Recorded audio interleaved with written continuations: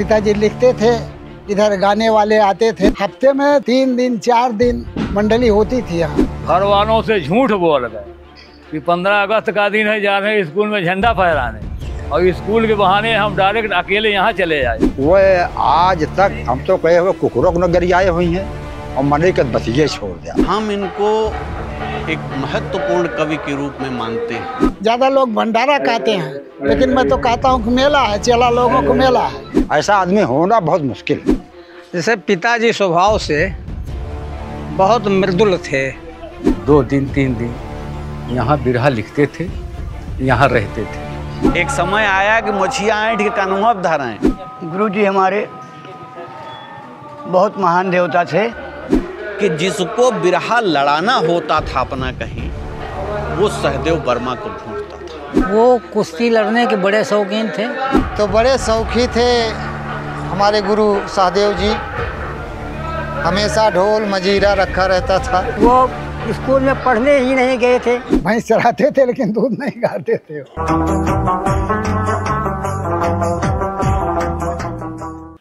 मिर्ज़ा गालिब कहते हैं कि सब कहाँ कुछ लालाओ गुल में नुमाया हो गई, खाक में वो सूरतें होंगी जो पिन्हा हो गई। यानी बहुत थोड़े से जो है लालाओ गुल में प्रकट हुई चीज़ें, बाकी बहुत सारी सूरतें मिट्टी में मिल गईं। हम अपने आसपास के संसार को जब देखते हैं तो बहुत सी चमकती दमकती चीज़ें दिखती हैं और लगता है कि यही सत्य है, लेकिन जब हम ज़मीन से जुड़ते हैं, जब हम धरातल पर जाते हैं, तो बहुत सारी ऐसी चीज़ें सामने आती हैं जिनका महत्व बेहिसाब है, विलक्षण है और अद्भुत है। एक ऐसे ही व्यक्तित्व को हमने जाना जब हम अम्बेडकर नगर गए। एक महान लोक कवि सहदेव वर्मा की 95वीं जयंती पर जब हम अम्बेडकर नगर के बरवा बीठलपुर गांव पहुँचे, तो उनका जलवा देखकर हमको ये समझ में आया कि एक लोक कवि अपनी ज़मीन पर कितनी मजबूती से खड़ा होता है, लोक में कितनी मजबूती से खड़ा होता है। बरवा बीठलपुर में उनकी 95वीं जयंती पर लगभग 200 गायक जो उनके शिष्य हैं और अवधी लोक को समृद्ध कर रहे हैं लगातार अपने गायन से, वे सब वहाँ जुटे हुए थे। और आगे यह समझ में आ गया कि यह कार्यक्रम रात भर चलने वाला है, और हमने वहाँ लोगों से बातचीत की सहदेव वर्मा के बारे में। एक जो महत्वपूर्ण बात है जो मुझे लगा कि सहदेव वर्मा क्या थे, तो जब हम उनके गांव पहुंचने वाले थे तो हमको एक छोटा सा बोर्ड दिखाई पड़ा जिसका नाम था सहदेव वर्मा का पूरा। और जब हम वहाँ गए कार्यक्रम स्थल पर उनके घर पर, तो वहाँ जो बैनर लगा था उस पर लिखा हुआ था ग्राम रत्न से सम्मानित, माने ग्राम रत्न सहदेव वर्मा, ग्राम रत्न शायर सहदेव वर्मा की 95वीं जयंती। अब ये ग्राम रत्न गांव के लोगों का अपना दिया गया सम्मान है। वो मानते हैं कि सहदेव वर्मा हमारे गांव के रत्न थी। तो सहदेव वर्मा के लिए उन्होंने अपना यह होमेज पे किया था। सहदेव वर्मा के आसपास अवधी लोक का ऐसा संसार है जो लगभग 1 सदी से ज़्यादा के विस्तार में फैला हुआ है, और उसमें एक से एक धुरंधर हुए। मुझे जो नाम याद आते हैं, बद्री पहलवान, भोरई राम यादव, सुकई राम, सहदेव वर्मा, और ये कतार बहुत बड़ी हो जाती है। सूबेदार नट जैसा विलक्षण गायक और मल्ल योद्धा वहीं उसी अखाड़े का है, और ब्रजेश यादव जैसा क्रांतिकारी गायक जिसको हम जनगायक के रूप में जानते हैं, अवधी के जनगायक के रूप में, वो उसी ज़मीन से निकलता है। सहदेव वर्मा का जन्म एक किसान परिवार में 21 अक्टूबर 1929 को हुआ, और उन्होंने स्कूली शिक्षा नहीं ली।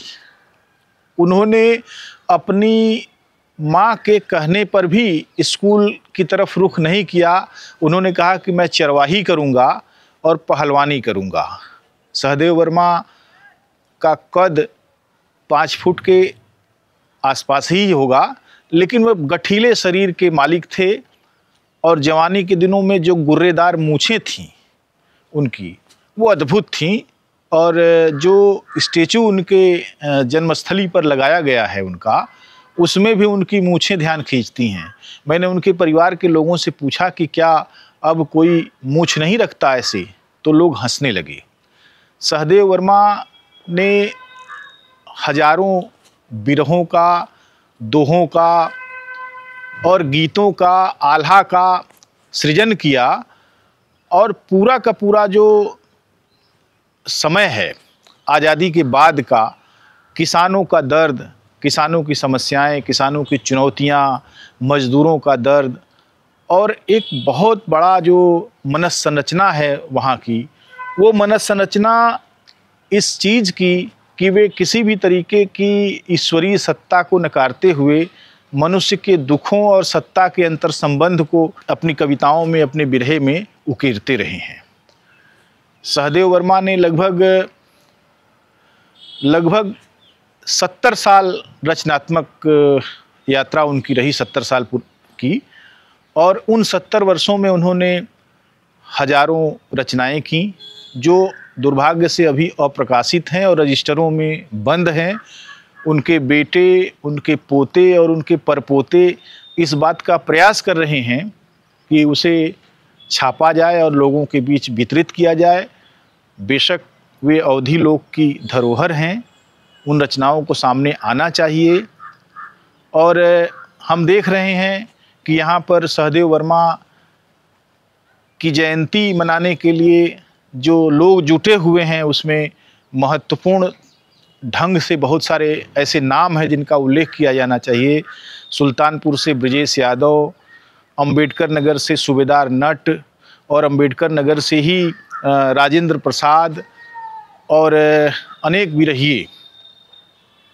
पिछले कार्यक्रमों में भी दूर दराज से लोग आए, इस कार्यक्रम में भी दूर दराज से लोग आए हैं। हम आइए उनके घर के लोगों से, उनके गांव के लोगों से और उनके शिष्यों से यह बात करते हैं कि सहदेव वर्मा का व्यक्तित्व कैसा था और किस तरीके से उनके साथ संबंध रहा है। सहदेव वर्मा आज़ादी के बाद के ऐसे लोक कवि रहे हैं जिनके यहाँ जनता अपनी पूरी अस्मिता के साथ विद्यमान है, जिनका बड़ा कद है, जो किसानों की समस्याओं और किसानों की चुनौतियों के बरक्स लगातार रचनारत रहे हैं और जिनको इतिहास में, ख़ास तौर से अवधी भाषा के, अवधी लोक साहित्य के इतिहास में जो दर्जा मिलना चाहिए वह उनको नहीं मिल पाया है। लेकिन जिस तरह से उनकी स्मृतियाँ फैली हुई हैं पूरे इलाके में, बल्कि अगर देखा जाए तो उत्तर पूरा अयोध्या, बाराबंकी और तमाम सारा जो इलाका है वो, और दक्षिण जौनपुर और भदोही और इलाहाबाद, प्रयागराज और प्रतापगढ़ इत्यादि में जिस तरीके से उनकी स्मृतियां फैली हुई, उनका नाम है और वहाँ से लोग आए हैं उनको श्रद्धांजलि देने के लिए, उनकी याद में गाने के लिए, वो एक विलक्षण अनुभव है। और हम सुनते हैं उन लोगों को जिनकी स्मृतियों में सहदेव बाबा सुरक्षित हैं।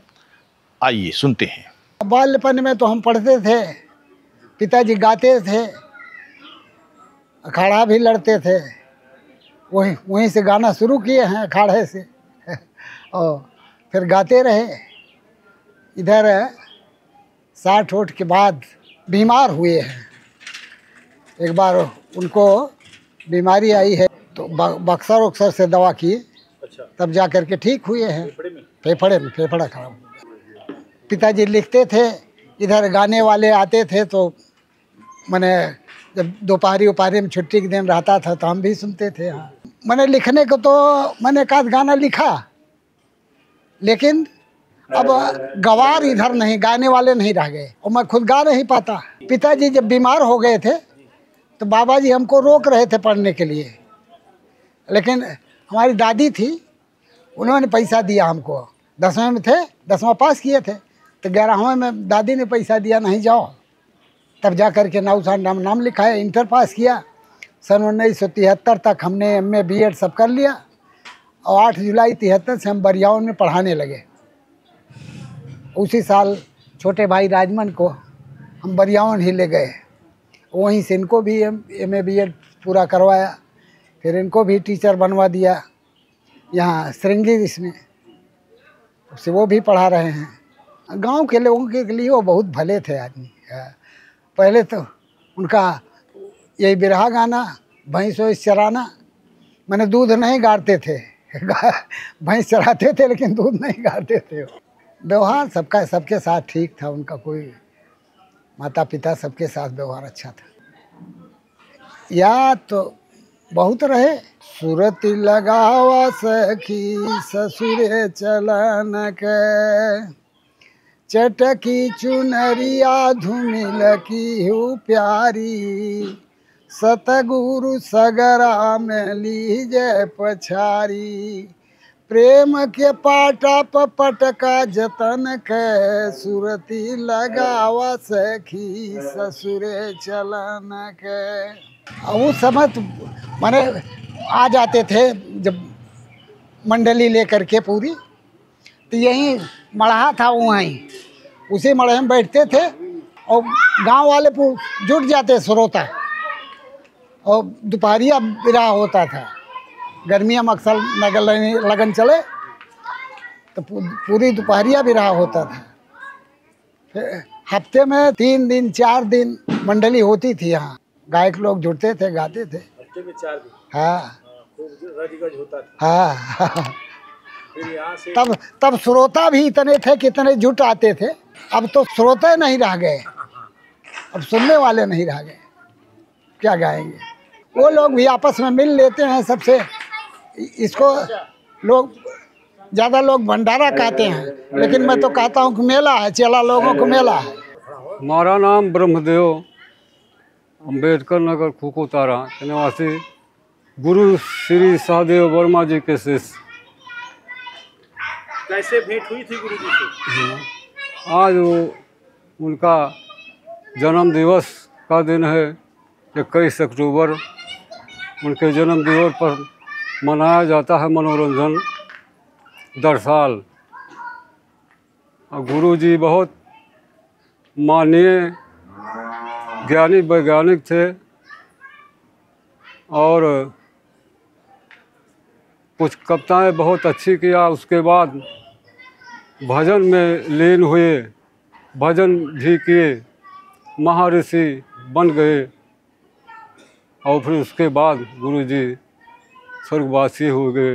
हम उनके चरणों में बार बार वंदन अभिनंदन करते हैं। सहदेव वर्मा जी से ये असल में हमारे गांव के बगल इनके ससुराल रही, तो हमारे लोगों को फुफ्फा लागत रही। हमारे आने से पहले हमारे पिताजी भी यहाँ आते थे, आते जाते थे, क्योंकि हमारे पिताजी भी लिखते थे तो नहीं, लेकिन गाना बिरहा गाते थे, तो इनसे संपर्क था। पहले वो आते थे और हम पढ़ाई करते थे। कक्षा 6 में जब गए सन 1978 में, तो वहाँ कक्षा 6 के पीरियड में कुछ गाना वाना सीखने को मिला इधर उधर से, तो हमको इच्छा हुई कि हम उनसे डायरेक्ट मुलाकात करें। सन 1981 में 15 अगस्त के दिन घर वालों से झूठ बोल गए कि 15 अगस्त का दिन है, जा रहे हैं स्कूल में झंडा फहराने, और स्कूल के बहाने हम डायरेक्ट अकेले यहाँ चले आए 15 अगस्त के दिन सन 1981 में। और पद में फुफ्फा भी लगते थे, फूफो जो है हमारे जियत रही, उन्होंने से मुलाकात हुआ तो बड़ा अच्छा बात व्यवहार मिला दोनों लोगों का। हाँ, लेकिन डायरेक्ट उनसे मिले तो फिर और गाना स्वयं लिख करके यहाँ से ले गए। चरियो अचर अटल इंसान रहते कण कण में भगवान, ध्यान से देखो माया में बाझल जहान।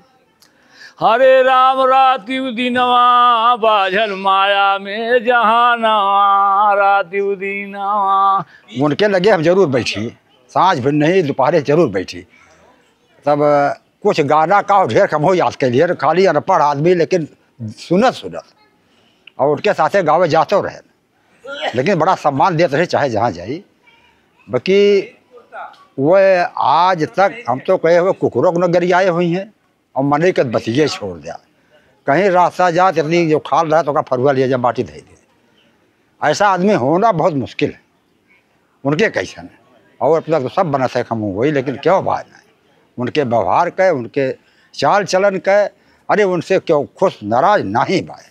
मुझे लगता है कि जितनी बड़ी उनकी मूछें दिख रही हैं, हाँ अभी तो किसी की नहीं दिख रही है, यही आ रहे हैं इन्हीं की थोड़ी दिख रही है, तो उनकी मूछों के बारे में कुछ बताइए। अरे काय मोश तो उनके साथ एक दाव सुना, एक दाव हम दोनों जने कहा उनके मन में आया हमसे कहीं कहो चलबा कहो जहाँ कहीं था चलबा, हमको वो बिल्कुल चलो यही खो खो तारा रही दंगल है। तब दोनों जन हमके बहुत साइकिल हमारे नाम हम चलावे जानी, कहीं बैठा हमारे बैठा के हमें लेके गए और वहाँ दंगल में दोनों जने खड़ा रहे। तब कहीं कि हमसे छोट है लेकिन पूछब जरूर लिया खिला है, एक मिला कई दाव टहरा जोड़ ना मिल, तो कहीं कहते समय से लड़ जाए सारे देखा जाइए। तो हमका बाबू आप मना जैसन कहा, हम कहा कहीं बड़ा जबर बा, तो कहीं कि अरे भगवान है मालिक घबरा ना। अच्छा बस आज खास मिलाए लिहन कुल कहाँ है कि ओ अंडा यस मर्द मुछिए बड़र बा खाली इनके अब भाई देखा। हम कहा या भगवान इज्जत रखा है, अब दुइये बनाई है ये। हाँ लंगोटा पहन के गए ना वो खूब दौड़ा दी यार। अब जब दोनों जन के बस साथ हाथ पकड़ के मिलाए थे दोनों के, कुछ से 5 मिनट टाइम देने और पता ना कैसे हम तो जान ही नहीं पाए कैसे ये पटक के पेटे बैठ ले। देख ले हमका बछिया खाल ताक लिया सारे तो सब कहते रहे बछिए बा खाली ताका हाथी बर्द रहा उलार दे कितना है। अरे तब तो समय उड़ा रहे लेकिन 1 रुपया 2 रुपया काफ़ी इनाम मिल गए। हम तो दौड़ के गोड़ धरे का बहू लाज राखी दिया कुछ बारे में बताइए। आसाराम अशरफ आसाराम बरवा बीठलपुर। तो कैसे जो है अपने गुरु के पास कैसे आए आप? हमारे बाबा जी 2 भाई थे, भैया हमारे बड़े बाबा के लड़के थे और हम लोग हमारे पिता छोटे बाबा के लड़के थे। तो उनके बारे में कुछ बताइए। हम बताओ थे ना, हम कक्षा 8 में पढ़ते तो भैया हमें बिरहा लिखते थे। जब पढ़कर स्कूल से आते तो भैया हमको बुला लेते थे और कुछ बिरहा तैयार है लिखिए उसको, तो लिखते लिखते 2-4 घंटा हमको लग जाता था। उतनी समय भैया हमें जो कुछ बताओ 2-4 कड़ी हम जो लिखू लेते रहे। उसके बाद जितने गायक आते थे यहाँ बिरहा के लिए हमारे पास आते थे, सबको हम लिख लिख कर दे देते थे। जैसे पिताजी स्वभाव से बहुत मृदुल थे, झगड़ा झंझट से हमेशा दूर रहते थे। और एक विशेषता उनकी ये थी कि मतलब हम इतने बड़े हुए शायद भैया को भी कभी उन्होंने अपने हाथ से मारा नहीं है और डांटा नहीं है, मारने की बात छोड़ दीजिए। हमेशा जो है यही कहते थे कि पढ़ाई लिखाई के विषय में जो है चर्चा किया करते थे कि पढ़ लीजिए। हम तो बहुत लापरवाही किए, लेकिन ये है कि भैया का कुछ वो हुआ कि यहाँ से हमको बलियाउन लेते गए, वहाँ भैया पढ़ाते थे, तो वहीं जो है हमारी पढ़ाई में कुछ सुधार हुआ। जब तेरही पिताजी की गई तो वहाँ जो है गाने वाले आए, पूरा सबको न्योता दिया गया, सब बुलाया गया, तो कार्यक्रम हुआ। तो उन्हीं लोगों में से कहे कि ये कार्यक्रम अगर साल में 1 बार हो माठ साहब तो अच्छा। तो भैया से कहे तो भैया बात हुई तो मतलब ये हुआ कि चलिए ये कार्यक्रम होता रहेगा। तो तब से ये मनाया जाता है। उसी में लोगों ने कहा मूर्ति के लिए भी, तो हमने कहा अगर सबका आशीर्वाद मिलेगा। पहले हम 10 साल जो है पैसा हमको नहीं मिला था, वैसे पढ़ाते थे। हमको 2006 में वेतन मिला है, लेकिन ये है कि 1 अप्रैल 96 से जोड़ के वेतन हमको मिला बाद में। तो लोगों ने कहा तब ये हुआ कि चलिए, तो वही मूर्ति भी ले आके यहाँ लगाई गई और कार्यक्रम तब से जो है इस तरह से चल रहा है। ना ही गाने वाने की तो भैयों में कुछ थी और हम तो बहुत दूर थे, लेकिन पिताजी जब मरे यहाँ लोगों का कार्यक्रम था तो एक गीत गाए थे यहाँ लोगों के बीच में। पिताजी यही कहते थे कि पढ़ लीजिए पछताओगे, पढ़ लीजिए पछताओगे, मतलब बार बार जो है यही पंच करते थे। तो अब यह है कि वो हुआ उन्हीं का आशीर्वाद हुआ, परिवार में भैया का सहयोग हुआ। और थी लापरवाही हमारी बहुत थी, लेकिन अब ये है कि उन्हीं लोगों का ये सत्कर्म और पुण्य जो है, मुझे लगता है कि वही फल हमको जो मिला है। किसी की नहीं मोच ऐसी है, मोच तो वही रखाए थे और खूब बढ़िया रखाए थे। और हमेशा जो है कहीं आते जाते थे साफा कुर्ता यही पहनते थे, धोती पहनते थे। मतलब एक प्रकार से जो है गांव में प्रधान नहीं चुने गए थे, लेकिन इनकी प्रधान से उपाधि इनको गांव वालों ने दी थी बहुत पहले से। ये तो बाद में भैया प्रधान हुए हैं, तो प्रधान कह के ये जो है पुकारे जाते थे। सरल स्वभाव के थे, झगड़ा झंझट से दूर रहते थे, शांत कराते थे, किसी कोई झगड़ा ना करो, मामला शांत। गुरुजी के बारे में मैं बचपन से ही पढ़ रहा था, और पढ़ने के बाद कुछ शौक इस प्रकार से आई कि बिरहा गाना है लोगों को देख करके। फिर हमने सुना कि वहाँ बिरहा बनाया जाता है, तो हम यहाँ आए बरवा बीठलपुर, और यहाँ आसाराम जी से बर्मा से संपर्क किए। उसके बाद हम यहाँ से बिरहा लिख करके और गाना शुरू कर दिए। यहाँ दिन का दिन बैठ करके लिखते थे, लेकिन माता जी कहती थी तुम लोग परेशान हो, कभी कभी उठ करके टहर लिया करो। लेकिन रुचि तो थी दूसरी, लिखने की किस समय काहे को व्यर्थ हो, लिख ले, आए हैं तो लिख ले। 2 दिन 3 दिन यहाँ बिरहा लिखते थे, यहाँ रहते थे। हम यहाँ आते जाते हैं, हमको बहुत अच्छा लगा। और गुरुजी बहुत सब आदमी हैं, बहुत अच्छे हैं, रहे अभी हैं, उन्हीं के उत्सव में अभी तक परिवार भी बहुत अच्छे हैं, उतने मान सम्मान है तो उनको कमी नहीं है। इसे बहुत अच्छा लगा, बहुत अच्छे यहाँ हम लोग आते जाते हैं। गुरुजी हमारे बहुत महान देवता थे। हमने बहुत बचपन में 10-12 साल की उम्र में यहाँ आए थे, तो ये सब घर जो था खपरेला था, ये ईंटा पक्का नहीं बना था। दलान में बैठते थे हमारे गुरुजी। हमने पहली बार अखाड़ा का विदाई कराने आया था।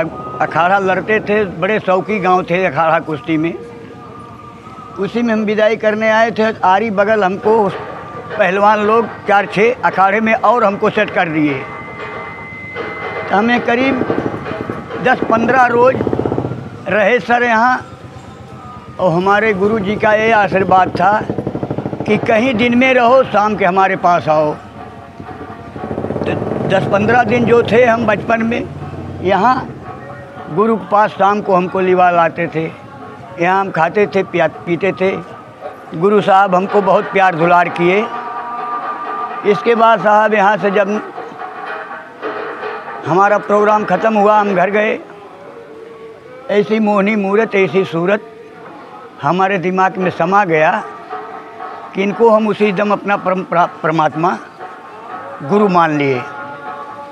इन्हीं की प्रेरणा से हम कुछ धीरे धीरे और सीखने पढ़ने लगे।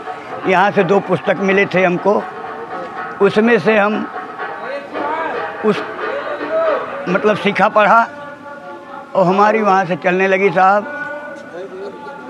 इसके बाद हमने समय नहीं पाया। हमारे एक चचा थे, तो भी थोड़ा बिरहा उरहा गाते थे। वो 2 पुस्तकें जो यहाँ से हमको मिला था, वो हमारे चाचा साहब उस पुस्तक को गायब कर दिए, इसलिए कि ये गाना सीख ना पाए। लेकिन कुछ तो हम पहले उसमें से सीख लिया था। कुछ उसके उठू से हमको कुछ शर्म पैदा हुआ कि हमने पुस्तक लाया, वहाँ दे नहीं पाया। इसके बाद हमको रमन अखाड़े के वहाँ कलकत्ता में रहते थे हमारे गांव के बर्मा यादव, तो ये लोग हमको ला कर दिए, उसमें से हमने बनारसी तर्ज में गाने लगा। देखिए, सहदेव वर्मा ने जो अवधि में रचना की है और ख़ास तौर पर बिरहा ही बनाया है, पद बनाए हैं और भी मान लीजिए जो प्रचलित शैलियों में हैं, लेकिन हम इनको एक महत्वपूर्ण कवि के रूप में मानते हैं। हालांकि अवधि की ही जो मुख्य धारा है उसमें इनका नाम कहीं नहीं आता है, कहीं किसी इतिहास की किसी किताब में इनका नाम नहीं आएगा, लेकिन आप समझ लीजिए कि ये प्रतापगढ़, सुल्तानपुर, जौनपुर, फैजाबाद, अम्बेडकर नगर, बस्ती, इस खित्ते में कोई ऐसा गांव नहीं बचेगा जिस गांव के 4, 6, 10 लोग सहदेव वर्मा को नाम से नहीं जानते। तो इतनी व्याप्ति की वजह ये यही जो बिरहा के गाने हैं। देव वर्मा एकमात्र अपवाद हैं कि जिनके यहाँ जो डंडवा और गंगापुर का झगड़ा है, न यादवों और ठाकुरों का लड़ाई है, उस लड़ाई पर बिरहा बना दिया। और बिरहा इसलिए बना दिया कि वहाँ सामंती जो वर्चस्व था उसको चुनौती दी जा रही थी। उस चुनौती में थोड़े से लोग ढेर लोगों से लड़ गए, और लड़े ही नहीं बल्कि मार के खदेड़ दिए, उलार दिए, कितने लोग मारे गए।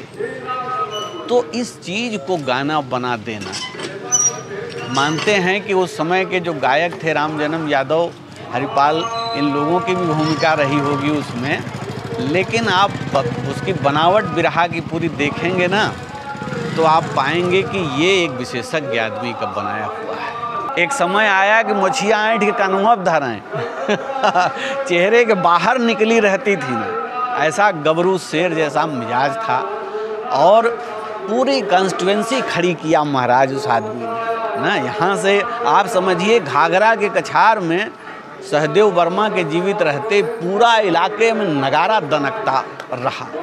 और यहाँ मढ़ा था जहाँ मूर्ति रखी है, इस जगह पर आप समझ लीजिए ना कि जैसे होता नहीं कि एक आदमी गया 2 आदमी पहुँचे किसी को इतने बिरहिया, इतने गायक कलाकार लगातार यहाँ जुटान होता रहा। तो इसलिए कवि के तौर पर भी और अच्छे एक व्यक्ति के तौर पर भी, एक संगठनकर्ता की भी कहिए भीतर एक भूमिका रही ना। अपना पूरा एक कंस्टिट्यूएंसी खड़ी कर दिया। आज भी देखिए उनके मरने के 25 साल हो रहे हैं, लेकिन आज भी यहाँ वो सारे लोग जो इनका गाना गाते हैं वो यहाँ जुड़ते हैं। अच्छा, एक बात आपको और बताएं कि बिरहा की, चाहे वो रामायण हो, महाभारत हो या आल्हा हो, उन्हीं प्रसंगों को, ज्ञात प्रसंगों को, उसको लिख ऐसे दिया है कि जिसको बिरहा लड़ाना होता था अपना कहीं, वो सहदेव वर्मा को ढूंढता था। मैं मोहनलाल वर्मा, निवासी इसी ग्राम का हूँ। हमारा और बाबू सहदेव जी का संपर्क थोड़े ही दिन रहा। जब वो, हमारे गांव की विशेषता ये रही कि अखाड़ा हर साल बनता। वो कुश्ती लड़ने के बड़े शौकीन थे और हर साल अखाड़ा बनता था। हम लोग भी उसमें जाके, छोटे बच्चे भी थे, उसमें थोड़ा बहुत करते थे। फिर हमारी पढ़ाई शुरू हुई तो मैं पढ़ने जाने लगा और जाते जाते 12वीं तक गया तो संपर्क कम हो गया।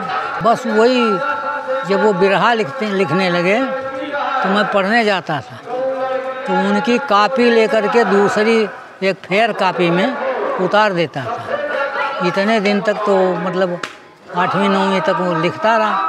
फिर मेरे बाद दूसरे जो रहे वो और कई लोग लिखे हुए, इतने रहा वहाँ। ज़्यादा दिन हम रहे नहीं साथ में। हम राम सुधार शायर, अवधी बिरहा गायक भी हैं। हमारा ग्राम जयमलपुर है, जिला अम्बेडकर नगर, थाना महारुआ पड़ता है। मैं बचपन से भैया इसी संगीत कला में पढ़ करके हमारी पढ़ाई लिखाई छूट गया। ऐसी सरस्वती की माया होता है कि ये जो भी चाहें वो हो जाता है। इसी संगीत कला में पढ़ करके हम हाई स्कूल पास किया, लेकिन पढ़ नहीं पाए आगे चल करके। और कुछ दिन हमारे तब उस समय तमाम प्रकार की चलती हैं और नौटंकी चलती थी, तो नौटंकी में हम प्रवेश हुए। लेकिन धीरे धीरे जीवनी बढ़ता गया भैया। और जब यह लाइन हमको मिला, बिरहे का गुरु जी हमको मिले, सहदेव वर्मा गुरु जी हमारे पूजनीय, माँ सरस्वती की कृपा हुई और इनसे हमारा मुलाकात हुआ। इसी जगह पर आकर के हम इनसे मुलाकात किया फिर दूसरी बार। तो बड़े शौकी थे हमारे गुरु सहदेव जी, हमेशा ढोल मजीरा रखा रहता था। तो उनका जो है पारिवारिक नाव हो जात का, और मैं उनका जो है दाढ़ी बाल बनाता था गुरुजी का। और जब मैं बाल बनाने आता था, वो बिरहा जो है दिमाग में वो जो है टहलते थे, चाहे खेत में या कहीं जाते थे, तो वो अपना जो है कड़ी कड़ी सब इकट्ठा करके आते थे। यही एक आसाराम जी हैं और राम बच्चन जी, इन्हीं दोनों लोगों को बुला करके जितना वो कड़ी बनाए रहते थे उसको उन्हीं लोगों से नोट करवाते थे। वो खुद नहीं लिखते थे और वो स्कूल में पढ़ने ही नहीं गए थे। वो सरस्वती की कृपा क्या थी जो है इतने बड़े जो है उनको नाव जरूर था। मैं उनको गुरु भी मानता था। मैं बचपन से जब प्राइमरी पाठशाला में पढ़ता था तो इनके जो है गाने जो है मैं ले जाकर ही स्कूल में जो है जब पढ़ता था प्राइमरी पाठशाला में, तो 11 जनवरी 66 को जब शास्त्री जी का मरण हुआ था तो इन्होंने एक कहारवा लिखा था। वो कहारवा ले जाकर के मैं प्राइमरी पाठशाला में जो है, पहले रैलियाँ होती थी प्राइमरी पाठशाला में, ब्लॉक रैली, जिला रैली, तहसील रैली, तो उसमें मैं गाता था। वहाँ इनके गीत से, लोकगीत से मुझको बड़ा जो है सम्मान मिलता था स्कूल में भी। हम गाते हैं तो हम शास्त्री मरण का कहानवा आपको सुना रहे हैं। सुन के शास्त्री के मरनवा दुख जहनवा में हुआ, दुख जहनवा में हुआ, दुख जहनवा में हुआ, सुन के शास्त्री के मरनवा दुख जहनवा में हुआ। उनके बहुत सारे शिष्य जो उनकी 95वीं जयंती के मौके पर बरवा बीठलपुर में जुटे हुए थे, हमने उनसे बात किया कि वे कैसे थे, उनके कुछ संस्मरण सुनाएं। उनके बेटों भगवत प्रसाद वर्मा और राजमणि वर्मा जो कि दोनों प्राध्यापक रहे हैं, उन लोगों से बात की और कुछ पड़ोसी लोगों से बात की। तब हम जान पाए कि वास्तव में सहदेव वर्मा का व्यक्तित्व क्या था। और सन 2000 में उनका निधन हुआ नवंबर महीने में, और हर साल उनके यहाँ बिरहे का भंडारा होता है। तमाम सारे लोग जाते हैं, सामाजिक चेतना से ओतप्रोत लोग भी जाते हैं और सामान्य लोग भी जाते हैं। नमस्कार।